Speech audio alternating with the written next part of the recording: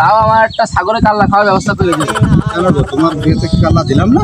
না, আমার কাল্লার না, শালা, ও বাপু, তোমার তো এখনো বিয়ের বয়স হয়নি।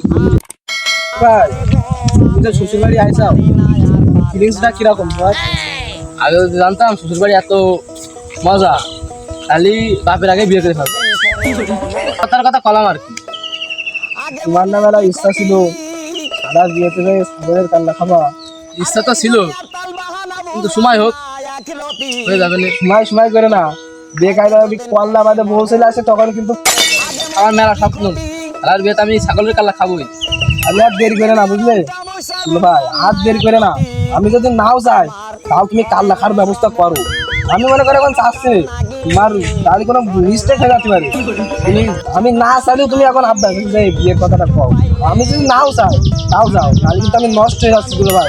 মেলা বড় স্বপ্ন ভেঙে যাবে কিন্তু আর খাওয়ানো যাবে ভাই। নাও চাই তাও তুমি এখন আব্বা দেখে যাও। আমি আমার স্বপ্ন ভাঙতে পারবো না, তুই না চাইলেও আজকে তোর বিয়ে দেবো। চল বাপের কাছে আট।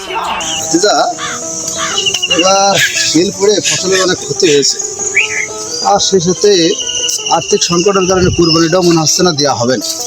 কি যে করি, বড় একটা চিন্তায় পড়ে গেছি। মাথায় বাস।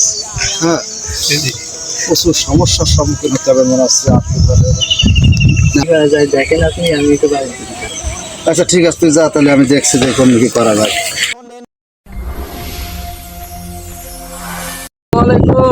ওয়ালাইকুম আসসালাম বাবাজি। কি গো, কি মনে করে একটা কথা ছিল, কও। যদি আমি নাও চাই হ্যাঁ, তাও আমার একটা ছাগলের কাল্লা খাওয়ার ব্যবস্থা করে দিন।